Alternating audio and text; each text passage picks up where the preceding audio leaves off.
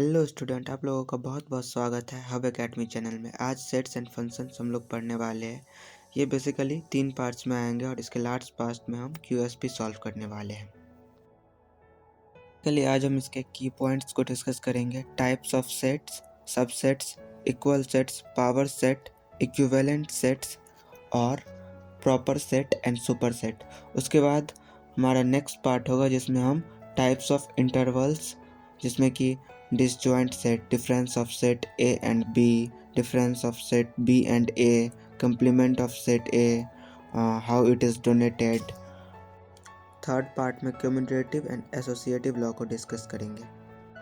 So without delay further let's start our study with motivation. You can move mountain. अगर मन में सच्ची विश्वास है तो आप पहाड़ को भी हिला सकते हैं। So what are the key points in set and functions?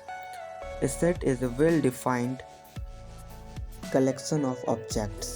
So set जो होता है वो well-defined collection of object होता है।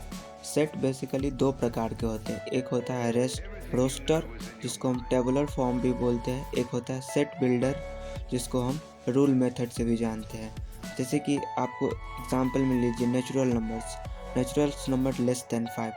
तो इसको अगर आपको रोस्टर फॉर्म में लिखना होगा तो आपको 2 ब्रैकेट क्लोज करके 1 2 3 4 रिप्रेजेंट कर दिए। ये हो गया इसका रोस्टर फॉर्म। वही आप सेट बिल्डर फॉर्म में एक एग्जांपल लीजिए, वॉवेल्स इन इंग्लिश अल्फ़ाबेट।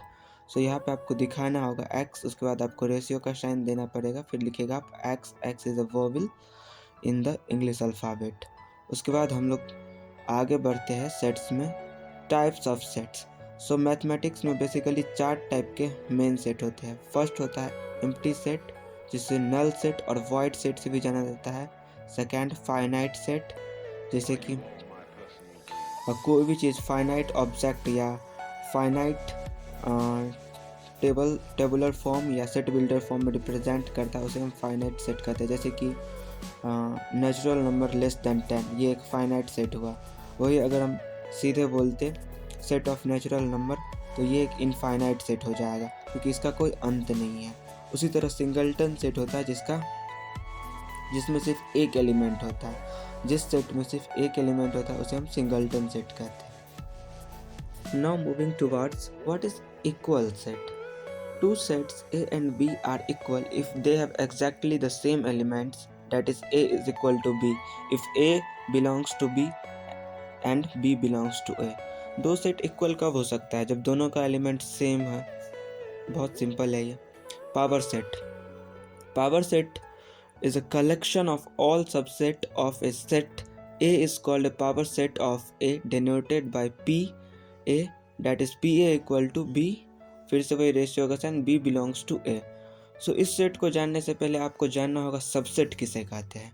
तो सबसेट बेसिकली क्या होता है? ए set A is said to be subset of set B if A belongs to set A and also A belongs to set B। इसे हम आगे और अच्छे से डिस्कस करेंगे। सो अभी हम लोग बढ़ते हैं आगे। इक्विवेलेंट सेट क्या होता है? Two finite sets A and B are equivalent if their cardinal numbers are same number, that is N A equal to N B.